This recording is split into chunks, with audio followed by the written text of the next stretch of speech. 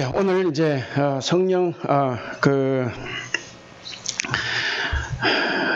산상 변모주일 주연절로 6번째 주일에 이제 주어진 본문이 이제 열왕기하 2장인데 사람들은 이 퇴장을 두려워합니다.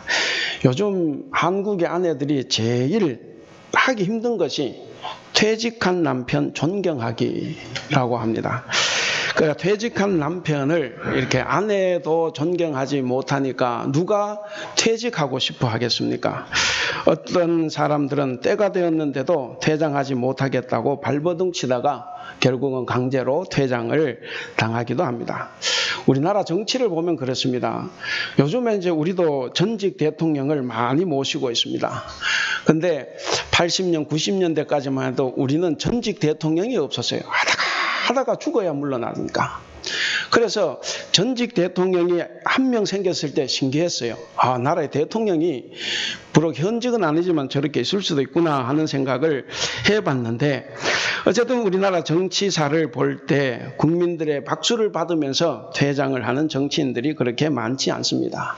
떠나야 하는 그 순간에도 자리에 대한 욕심에 끌려서 끝까지 지키려고 하다가 결국 사면 초가에 몰리고 그래서 결국 비극적으로 끝을 맺는 것을 우리는 많이 봐왔습니다. 여러분, 아름다운 퇴장은 그 사람의 능력만큼 중요하고 귀한 것입니다. 인생은 처음보다 나중이 더 중요합니다. 아름다운 사람들은 등장할 때보다 퇴장할 때 진가가 더 드러나게 되어 있습니다. 사람은 이렇게 나이가 들수록 권세와 명예에 대한 욕심이 더 강해집니다. 저를 봐도 그것을 알 수 있을 것 같습니다. 그런 점에서 박수 칠 때 자신의 자리를 내려놓고 떠나는 이 아름다운 퇴장은 정말 많은 사람들에게 감동을 주기에 충분합니다. 영국의 존 메이저 총리는 57세에 정계 은퇴를 하면서 아주 멋진 말을 남겼습니다. 떠나야 할 때를 넘겨 머물기보다 남들이 머물러 할 때 떠나겠다. 남아프리카 공화국의 넬슨 만델라 전 대통령도 물러날 때 연임할 수도 있었고 그리고 할 일이 산더미처럼 쌓여 있었음에도 불구하고 그는 후임자를 키워서 그에게 정권을 물려주고 떠나갔습니다. 근래 우리 교단의 그 목사님들의 은퇴를 둘러싸고 벌어진 일들을 우리가 잘 압니다. 좋은 일 경우도 있고 나쁜 경우도 있습니다. 좋은 경우 하나는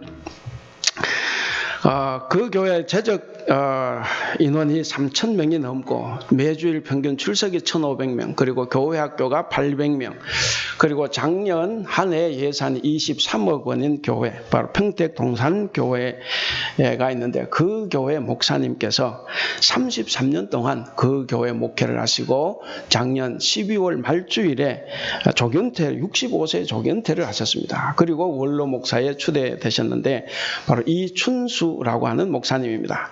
그가 조견태 배경을 이렇게 말했습니다. 노욕을 스스로 예방하기 위한 것이다 라고 하면서 나이가 들면서 작은 일에도 화내고 섭섭해하는 경우가 많아져서 그런 서운함이 더 생기기 전인 지금이 퇴장하기에 가장 적기다라고 하면서 퇴장을 했습니다. 그리고 담임 목사가 청빙을 하는데 그 교회가 이렇게 광고를 냈습니다. 저는 12월 첫 주 은퇴 예배 드리고 멀리 이사하겠습니다. 최소 3년은 교회 근처에도 오지 않겠으며 공적으로 성도 그 누구도 만나지 않겠습니다. 후임 목사님이 목회에 잘 뿌리내리고 마음껏 사역 감당하시도록 기도만 하겠습니다. 이것이 이제 청빙 광고에 낸 글자입니다. 그래서 스스로 대못을 박아버렸습니다. 그리고 지금 그분은 떠났습니다. 우리는 사실 말로는 버리고 떠나기, 내려놓기, 더 내려놓기 말을 하지만 사실 참 이게 실천하는 것은 굉장히 어렵습니다. 또 다른 경우에 아들에게 세습한 명성교회 김삼한 목사님이 있습니다. 뭐 다른 이야기보다 전에 축구 국가대표 선수였던 이영표 선수가 평한 것을 제가 그대로 읽어드리겠습니다.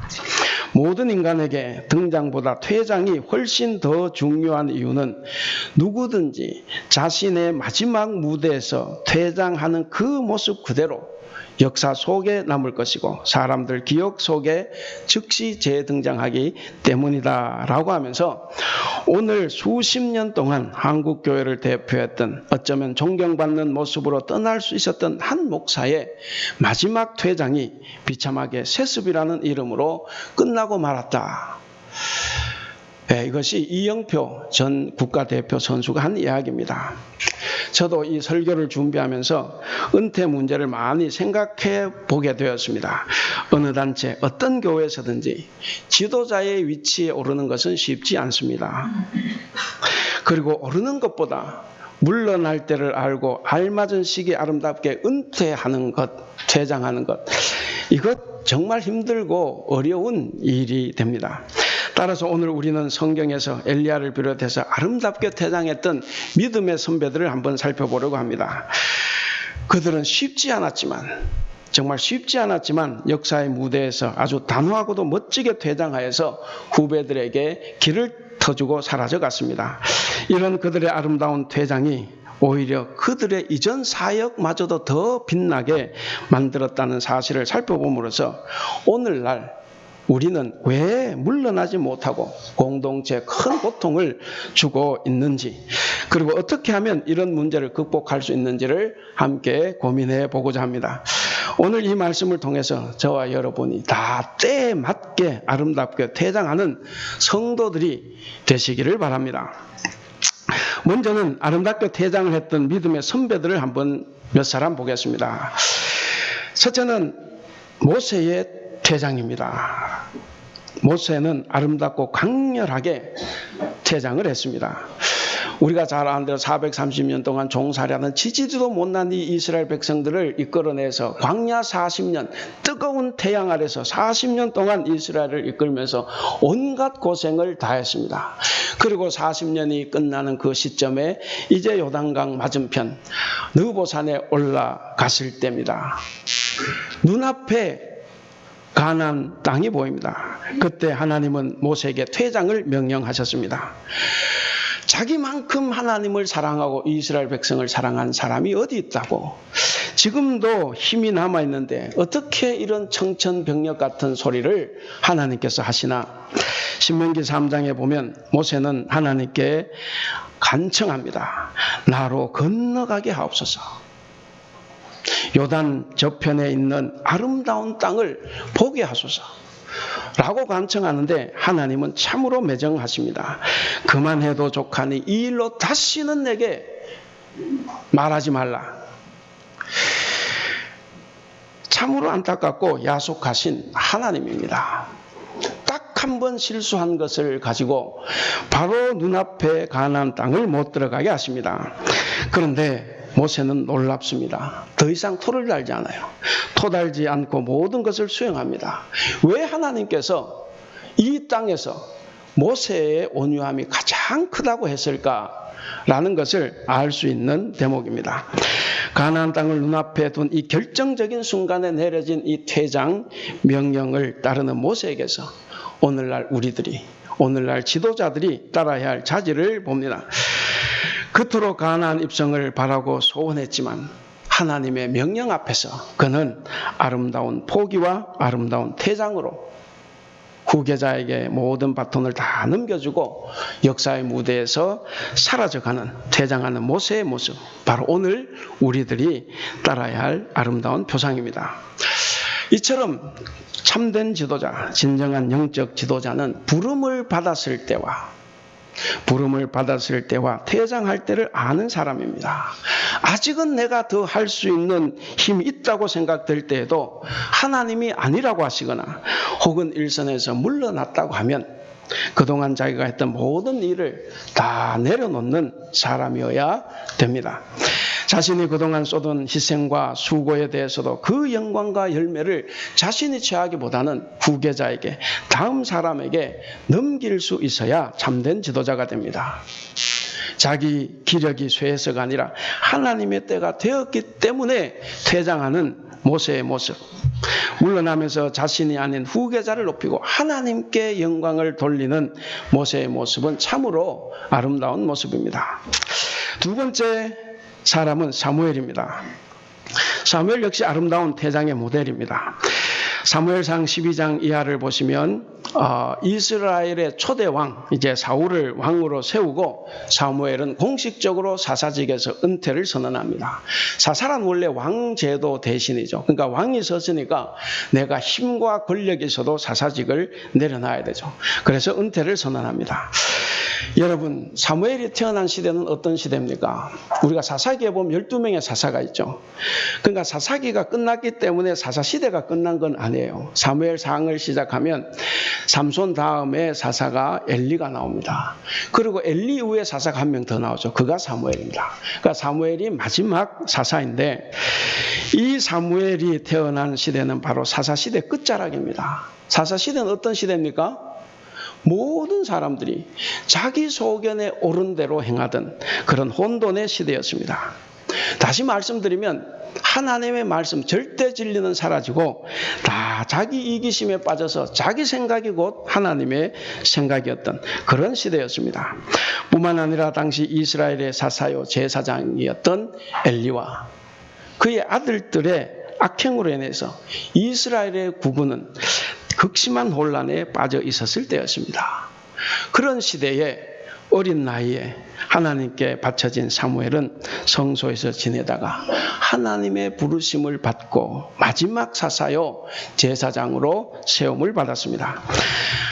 얼마나 이 사무엘이 훌륭했냐면 하나님께서는 사무엘과 함께 계시면서 그의 말이 하나라도 땅에 떨어지는 법이 없었다 이렇게 말씀하셨습니다. 이렇게 시작된 사무엘의 사역은 사울을 왕으로 세움과 동시에 공식적으로 사사직을 내려놓게 된 것입니다. 성도 여러분, 우리는 어떻게 인생을 마무리해야 되겠습니까? 아름다운 마무리는 그때 가서 이루어지는 것이 아닙니다. 지금이 중요합니다. 오늘 잘 해야 합니다. 늘 마무리를 염두에 두고 살아가는 지혜가 필요합니다. 제가 선교사로 파송받기 위해서 교단에서 한 달 동안 이제 합숙 훈련을 합니다.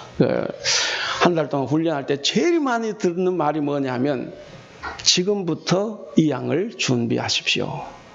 지금부터 은퇴를 준비하십시오. 그걸 가장 많이 들었어요. 그리고 어디 가는지 뼈 받고 일하지 마세요. 뼈를 받고 일하는 사람들 때문에 문제가 일어난다고. 그래서 뼈를 묻지 말래요. 그래서 그 세 가지를 가장 많이 들어왔습니다. 그만큼 퇴장이 어렵고 이양이 어렵다 하는 것입니다. 그렇기 때문에 우리는 항상 우리 자신 앞에서 후회 없이 살려고 노력하며 사람들 앞에서 투명하게 살기를 힘써야 합니다. 무엇보다도 하나님 앞에서 우리가 코람되어 하나님을 의식하면서 살아가야 합니다. 그러면 우리는 훨씬 더 아름다운 노후를 맞이하게 될 것이고 또 아름다운 은퇴를 맞이할 수 있을 것입니다. 있을 때 잘해 이런 말이죠. 있을 때 잘해. 이 말을 달리 표현을 해서 평소에 잘해. 그래서 우리가 평소에 하나님을 의식하면서 열심히 잘해야만이 은퇴도 퇴장도 아름다워질 수가 있습니다. 세 번째 사람입니다. 세례 요한입니다. 이 영웅 세례 요한의 영웅적이지 않은 퇴장을 우리가 본받아야겠습니다. 우리가 보통 이제 그 성경 공부할 때 저는 그렇게 꼭 동의하는 건 아니지만 구약 시대 마지막 사사가 말라기입니다. 말라기 이후에 세례 요한이 나타날 때까지 400년 동안 하나님의 계시가 없었다 이렇게 이야기를 합니다. 신구약 중간 시대에. 근데 계시가 없다가 드디어 400년 만에 엘리야가 나타나서 엘리야가 이제 하나님의 계시를 받아서 말씀을 선포하기 시작했습니다. 얼마나 이 사람에게 그 말이 힘이 있었느냐 하면 당시의 사람들은 마치 엘리야를 보는 것, 제가 세례 요한을 엘리야로 잘못한 것 같아요. 그 세례 요한이 얼마나 말에 힘이 있었느냐. 당시의 사람들이 엘리야를 보는 것과 같다. 그렇게 이야기를 했습니다. 사람들은 이 세례 요한을 메시아로까지 생각을 했습니다. 그러다 보니까 바리새인들도 오고 세리들도 오고 관료들도 오고 군인들도 와서 다 그에게서 세례를 받았습니다. 그리고 많은 무리들이 그의 제자가 되어 갔습니다. 그러니까 세례 요한은 거대한 세력을 형성해 나갔습니다. 아마 오늘날 제 같으면 대형 교회를 만들 수도 있어요. 그만큼 힘이 있었습니다. 그렇지만 예수님이 등장하시자마자 요한은 자신의 모든 기득권과 그 세력을 다 내려놓고 예수님을 하나님의 어린 양, 하나님의 아들이라고 소개를 했고, 그리고 자기 제자들에게 예수님의 제자가 되고 예수님을 따라가라고 가르쳤습니다. 그러니까 제자들이 하나씩 둘씩 떠나가기 시작했습니다. 그것을 본 어떤 세례 요한의 제자가 안타까워서 스승에게 가서 이 말을 전했습니다. 그때 세례 요한은 아주 단호하게 말했습니다. 그는 흥하여야 하겠고 나는 쇠하여야 하리라. 정말 멋지지 않습니까? 그리고 그 후에 헤롯이 자기의 목을 베려고 했습니다. 자기의 목을 베려고 했을 때 그는 한 번도 하나님께 나 좀 살려주세요 라고 기도하지 않았습니다. 우리 같으면 간절하게 나를 살려달라고 기도했겠지만 그는 그렇게 하지 않았습니다. 오직 자기의 사명은 예수님보다 6개월 먼저 와서 예수님의 사역을 도와주는 것, 평탄케 해주는 그것으로 자기의 사명을 삼았습니다. 그리고 그 사명을 다했을 때 그는 만족하고 조용히 이 세상을 떠났습니다. 사람들은 영웅이 되고 싶어 합니다. 그러다 보니까 우리는 퇴장을 받아들이기 힘들어합니다. 그런 우리에게 이 세례 요한은 엄청난 충격입니다. 자신의 등장과 퇴장을 정확히 알고 비참하게 죽음으로써 예수님의 사역을 준비하고 증거한 선지자. 그렇게 그는 주연으로 살아갔지만 그러나 결코 화려하지 않았습니다. 짧게 주목받는 삶을 그는 전혀 신경 쓰지 않았습니다. 그래서 그는 정말 멋지고 아름다운 퇴장을 할 수 있었던 것입니다.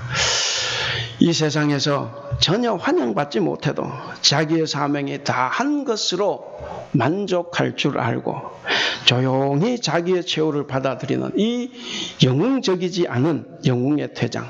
그래서 그가 위대한 것입니다.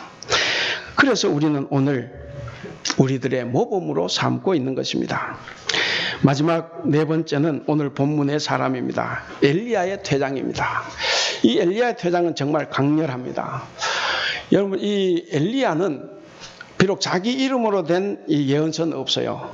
그러나 이 엘리야는 이스라엘 역사에서 가장 위대했던 예언자, 선지자였습니다. 이 엘리야가 활동했던 시대는 북이스라엘의 가장 악한 왕 중에 한 명인 아합 왕 시대입니다. 지금부터 3000년 전이에요. 그 북이스라엘의 왕 아합, 그리고 그 이후에 아하시아, 여호람 같은 이 시대에 소명을 받고 그는 두 가지 중요한 사명을 띠고 있었습니다. 하나는 예후를, 아합 왕조 대신에 예후 왕조를 건설하는 것이었습니다. 그래서 예후를 왕으로 세우는 것이고, 또 다른 하나는 이세벨, 그리고 바알 선지자들을 척결하는 사명입니다. 우리가 잘 아는 대로 이 두 가지를 다 잘 끝냈습니다. 그랬을 때 그는 어디 광야에 들어가서 하나님 나 좀 죽여주십시오 그렇게 이야기하죠. 그게 이제 사실 이게 너무 힘들죠. 그 이세벨 혹은 이 아합 왕과 대결하는 것이. 그래서 나 죽여달라 이렇게 볼 수 있지만 그게 아니라 자기의 사명을 이제 다 했습니다. 그렇기 때문에 자기를 데려가 달라 하는 거죠. 그런데 하나님은 그 소원을 들어주지 않았습니다. 후계자를 세워야 된다는 거죠. 그래서 하나님께서 엘리야 대신 후계자로 삼아서 이제 사역을 시작하시려고 정하시고 이제 엘리야를 하늘로 불러 데리고 가시려고 합니다. 오늘 본문에 보면 잘 나와 있습니다. 가는 곳곳마다 엘리야는 엘리사에게 나를 따라오지 말라고 이야기합니다. 하나님께서 나를 데려가셔야 되니까. 그런데 굳이 엘리사는 가는 곳마다 따라다닙니다. 그리고 제발 가지 마세요. 이스라엘의 병거와 마병 같은 당신이 가시면 내가 혼자 사역할 수 있겠습니까? 그러니까 나를 가르쳐주고 나와 같이 있어 달라고 그렇게 따라다니는 겁니다. 그런데 거기 보면 이 엘리야는 그렇게 따라오지 말라고 말함에도 불구하고 가는 곳마다 따라오는 이 엘리야. 그리고 엘리야에게는 거기 보신 대로 지역마다 가는 곳마다 선지자 학교가 있습니다. 거기에 수많은 제자들이 있어요. 여러분 오늘 본문 이후에 읽어보시면 그 제자들이 힘 있는 제자들, 능력 있는 제자들이었습니다. 그래서 우리가 여기서 주목해 볼 수 있는 것이 엘리야의 퇴장 왜 위대한가 하는 겁니다. 엘리야는 아직 일할 수 있는 힘과 능력이 있습니다. 그러니까 개인 능력이 있다는 거예요. 또 한 가지 뭐가 있습니까? 그에게는 선지자 학교가 있었습니다. 가는 곳곳마다 얼마나 유명했으면 학교를 만들어서 선지자, 제자들 기억했습니까? 이 제자들은 힘 있는 사람들이었습니다. 그러니까 이 학교를 통해서 사회적인 기반도 다 마련이 되어 있습니다. 그리고 거기에 바로 힘 있고 용감한 제자들이 있어요. 사람도 있습니다. 그리고 지금 자기의 후계자가 가지 말라고 매달리는 이 후계자도 있습니다. 그렇게 끈질기게 따라다니면서 떠나지 못하게 만류하면 언제가 안 하면 안 떠날 수도 있습니다. 사실 우리는 우리를 필요로 하고 붙잡는 사람이 있다고 하면 꼭 물러나야 되지만 은근슬쩍 안 물러날 수도 있습니다. 그 상황을 뒤로 하고 깨끗이 물러나면 좋지만 그러나 그것이 참 쉽지 않습니다. 우리들에게는. 당신이 아니면 안 된다고 붙잡고 매달리는 사람들을 뿌리치고 물러난다는 것은 정말 큰 용기와 믿음, 결단이 필요한 것입니다. 바로 엘리야의 위대성은 여기 있습니다. 엘리야는 바로 이런 유혹을 다 뿌리치고 그리고 과감하게 퇴장한 사람, 아름답게 퇴장한 사람입니다. 거기 보면 11절에 불수레와 불말, 이게 중요한 게 아니에요. 우리도 여러분도 그거 타고 하늘로 올라가고 싶습니까? 여기서는 그걸 말하는 것이 아니라 바로 그의 퇴장입니다. 그것의 위대함을 지금 이야기하고 있습니다. 중요한 것은 자신의 뒤를 이을 후계자가 제대로 사역을 하도록 하기 위해서는 앞에 있는 사람, 즉 자신 엘리야가 물러나야 한다는 것을 자기는 잘 알았습니다. 자신이 물러나고 퇴장했을 때야 비로소 자신의 뒤를 이을 후계자에게 성령의 능력이 임한다는 사실을 그는 알았습니다. 성도로서 그리스도인으로서의 삶을 우리들이 깊이 고민해 볼 수 있는 부분입니다. 모든 인간은 등장이 있으면 반드시 퇴장이 있기 마련입니다. 그런데 중요한 것은 등장이 아닙니다. 퇴장입니다. 그리스도인으로서의 삶을 살아가는 우리들은 등장과 삶은 그런 대로 잘하고 있습니다. 그런데 우리 자신이 퇴장의 시기가 왔을 때 하나님이 보시기에 아름답게 퇴장하는 사람은 그리 많지 않습니다. 인간의 욕심과 자신의 의로 인해서 등장은 멋있게 하지만 그러나 퇴장이 느려진다면 그때까지의 모든 삶도 한순간에 다 무너질 수 있습니다. 이제 그게 두 번째입니다. 그럼 오늘날 우리는 왜 물러나지 못할까 하는 것입니다. 우리는 과연 언제 어떻게 물러나는 것이 하나님 보시기에 아름답고 교회를 위해서 또 내가 속한 공동체를 위해서 현명한 처사일까? 모름지기 사람은 진퇴를 아는 사람이 훌륭한 사람입니다. 그러나 사람들은 자기에게 주어진 위치와 권한 때문에 물러날 때를 놓치고 계속 집착하는 경우를 우리는 많이 봅니다. 우리 중에도 역할을 내려놓지 못하고 집착하는 경우가 있습니다. 온 열정을 다해서 내가 평생을 교회를 지켜왔는데 은퇴할 때 밀려오는 소외감, 허탈감, 외로움 같은 것들이 자꾸만 교회 일에 간섭을 하게 합니다. 그래서 그렇게 존경받았던 목사님들이 은퇴한 이후에 원로 목사가 되어서 교회 분란의 원흉이 되는 경우도 많이 봅니다. 우리 교회도 원로 목사님이 계십니다. 저는 와서 원로 목사님의 도움을 많이 받습니다. 항상 제가 하는 일에 찬성을 해주시고 그리고 조용히 이렇게 위로해 주시고 정말 우리가 이런 원로 목사님 만나기가 쉽지 않습니다.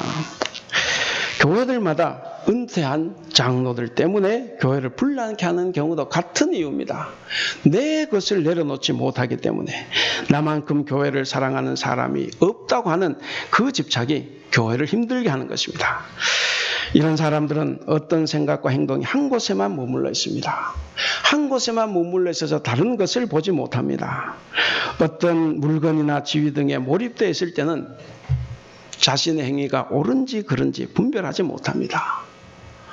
이건 정말 무서운 병입니다. 자신의 역량이 소진됐다고 하면 물러날 수도 있고, 하나님이 허락하신 섬기는 시간이 다 되어 은퇴를 하면 더 이상 집착하지 않고 과감하게 물러날 수 있는 그 용기와 결단이 필요합니다. 그래야 퇴장이 아름다운 것입니다. 아름다운 퇴장을 하지 못해 평생의 사역에 오점을 남기는 수치가 저나 여러분들에게 있어서는 안 될 것입니다. 아까 제가 소개해드렸던 이춘수 목사님, 그 목사님처럼 그저 조용히 혼자 기도한다고 하면 아마 아무런 문제가 일어나지 않을 것입니다. 우리는 나이가 1살, 2살 더 먹을수록 우리는 욕심에 매이가 쉽습니다. 내가 아니면 안 된다는 그 독선과 아집이 개인과 공동체를 파멸시키게 됩니다. 한창 때 보여줬던 자신의 능력만 믿고 그 권세에 도취되어서 그 자리에 계속 머물려고 한다면 결국에는 돌이킬 수 없는 추한 종말을 맞이하게 될 것입니다. 따라서 우리는 지금부터 퇴장을 준비해야 합니다. 내 눈으로 교회를 볼 때 미흡한 점이 너무나 많지만, 그러나 그것에 미련을 두지 말고 아름답게 퇴장한다고 하면 오히려 이전에 우리의 삶까지도 더 빛나게 될 것입니다. 저도 어느덧 나이를 좀 많이 먹은 것 같아요. 50이 벌써 넘어서 중반으로 들어왔는데, 저도 제 인생의 후반전을 생각해 봤습니다. 떠날 때와 그만둘 때를 아는 것이 참 중요하겠다. 그래서 아름다운 퇴장을 기도하며 준비해야 되겠다는 생각을 하고 있습니다. 우리는 그 준비를 지금부터 해야 됩니다. 마지막 세 번째로, 퇴장하지 못하는 이런 문제를 어떻게 하면 극복할 수 있을까 하는 겁니다. 이것은 신앙의 기본 문제, 근본 문제입니다. 여러분, 우리가 교회에서 일을 할 때, 사역할 때 그 사역보다는 주님을 알기 위해서 더 노력을 해야 됩니다. 주님을 알기 위해서 더 기도를 해야 됩니다. 그래서 주님과의 관계를 회복하는 것이 훨씬 더 중요합니다. 남에게 보이려고 일을 하면 반드시 불만이 생깁니다. 원망이 생겨요. 내가 주님을 위해서, 내가 교회를 위해서 얼마나 일을 많이 했는데. 여러분, 주님의 일은 내가 내 힘으로 하는 것이 아닙니다. 내가 내 힘으로 하기 때문에 불평, 원망이 생기는 겁니다. 내가 하니까 남들이 안 하는 게 보이는 겁니다. 여러분, 바울을 한번 보시기 바랍니다. 그가 복음을 전하다가 감옥에 여러 번 갔죠. 감옥에 가서 보낸 서신이 대표적으로 이제 빌립보서가 있는데, 자, 감옥에 잡혀갔을 때 이 바울을 위해서 기도하는 사람이 많았습니다. 그렇죠? 기도하는 교회도 많았고 기도하는 사람도 많았습니다. 그런 기도하는 사람에게 바울이 감옥에서 나를 꺼내달라고 기도 부탁한 거 봤습니까? 성경 읽어보면 나옵니까? 안 나오죠. 세례 요한도 그랬습니다. 왜 그랬습니까? 간단합니다. 바울은 하나님의 일을 했기 때문에 그렇습니다. 그러니까 자신이 감옥에 간 것도 하나님의 뜻이에요. 그래서 거기서 기쁘게 살았고, 거기서 오히려 감옥 바깥에 있는 사람들 보고 기쁘게 살라고 권했던 겁니다. 여러분, 하나님의 일을 내가 했다고 하는 그 순간부터 우리는 망해가고 있는 것입니다. 그래서 아름답게 퇴진도 못하는 겁니다. 내가 하나님과 멀어져 있기 때문에 내 안에 주님이 아니라 내가 살아 움직였던 것입니다. 바울은 하나님의 일을 하기 위해서 날마다 자기를 쳐서 죽이고 하나님의 뜻에, 주님의 뜻에 자기를 복종시켰습니다. 돌아보면 나는 남을 죽이는데 무진장 노력을 했는데 나를 죽이는 일은 소홀했던 것 같습니다. 우리도 내가 그리스도 안에서 죽어야 하는데 죽지 못하고 살아서 하나님의 일을 하고 교회 일을 해왔으니까 원망이 생기고 불평이 생기고 그래서 그 자리에서 물러나지 못하는 것입니다. 사랑하는 우리 성도 여러분, 하나님께로 돌아갑시다. 그리스도께로 돌아갑시다. 그리스도 안에 있으면 우리는 두 마음을 품지 않습니다. 내가 주인이 되어 살면 그 어떤 것도 나는 내려놓지 못합니다. 그러나 주님이 내 삶의 주인이 되셔서 그로 인해 내가 주인의 삶을 산다고 하면 내가 하는 일, 내가 가진 직책이나 모든 자리를 언제든지 내려놓을 수 있습니다. 적절한 때에 많은 사람들의 갈채와 아쉬움을 뒤로하고 물러나는 그 아름다운 퇴장이야말로 개인도 살리고 국가도 살리고 우리 교회도 살리고 공동체도 살릴 것입니다. 때가 되어 박수를 받으며 아름답게 퇴장할 때 젊고 유능한 일꾼들이 그 자리를 대신할 것이고 그럴 때 우리의 공동체는 부흥하고 새로운 도약을 이룰 것입니다. 이제 말씀을 맺겠습니다. 오늘 제목이 뭡니까? 다 같이 한번 읽어보겠습니다. 시작. 그리스도인 퇴장이 아름다운 사람. 지난주에는 그리스도인 포기하는 사람이었습니다. 그리스도인 퇴장이 아름다운 사람. 아름다운 삶을 산 사람만이 아름답게 퇴장할 수 있습니다. 또 반대로 비록 삶이 좀 그랬다고 해도 아름답게 퇴장하는 사람의 삶은 아름다워질 것입니다. 그가 바로 진정한 그리스도인입니다. 이 세상에 여러분 영원한 것은 없습니다. 따라서 우리는 시작과 함께 맞게 될 퇴장을 지금부터 준비해야 할 것입니다.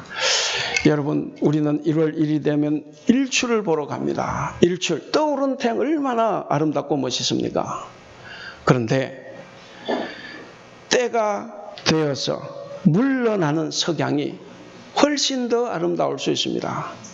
제가 2년 전에 타이중에서 허완산 넘어갈 때 그 3260m 그 고지를 넘어갈 때 그때가 마침 석양이 지었을 때요. 정말 석양 아름다웠습니다. 전 지금도 그걸 잊지 못해요. 근데 365일 중에 360일은 그거 못 본다 그러더라고요. 날이 흐려가지고. 여러분, 떠오르는 태양보다 지는 석양이 훨씬 더 아름답다 하는 거죠. 왜 한국 교회 아름답게 퇴장하는 전통이 적을까? 혹시 생각해 보신 적이 있습니까? 우리 한국의 교회들 보면 얼마나 그런 일들이 많습니까? 교회의 자리를 낮아지는 섬김의 자리가 아닌 과시하는 권력의 자리로 여기기 때문입니다. 또한 많은 그리스도인들이 하나님의 일을 한 것이 아니라 자기의 일을 했기 때문에 내려놓을 수가 없었던 것입니다.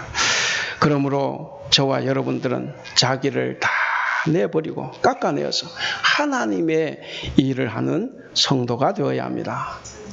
사랑하는 우리 대북교회 성도 여러분, 그리고 오늘 우리와 함께 예배하는 성도 여러분, 아름다운 퇴장은 영원한 것을 바라보고 하늘의 소망을 두는 사람만이 할 수 있습니다.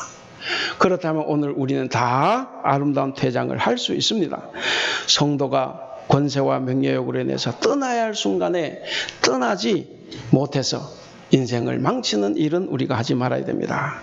바라기는 저와 여러분이 어떠한 위치에 있든지 위의 것만 바라보면서 아름답게 퇴장하는 그런 모습을 남기시기를 바랍니다. 그래서 하늘나라의 생명책에 여러분들의 이름이 기록되고 그 이름 아래에는 멋있게 퇴장했다는 것도 함께 기록이 되는 참으로 훌륭하고 복된 성도들이 다 되시기를 주님의 이름으로 간절히 축원합니다. 기도하겠습니다. 이 시간 함께 기도하실 때에 오늘 말씀을 생각하면서 퇴장할 때 아름답게 퇴장하지 못한 죄, 그래야 교회를 혼란하게 하고 하나님의 마음을 아프게 한 죄를 용서해달라고 기도하겠습니다. 우리가 주님의 일을 할 때 일을 열심히 하기에 앞서서 주님과의 관계를 바르게 회복하여서 불평이나 원망 없이 주님의 일을 하게 하시고 무엇보다도 사역 현장에서 퇴장할 때 아름답게 퇴장하도록 도와달라고 기도하겠습니다. 바라기는 우리가 등장할 때를 알아서 잘 등장하였듯이 퇴장할 때도 잘 알아서 멋지고 아름답게 온전히 물러나는, 그래서 하나님과 동행하는 복된 삶을 살 수 있도록 우리 함께 기도하겠습니다.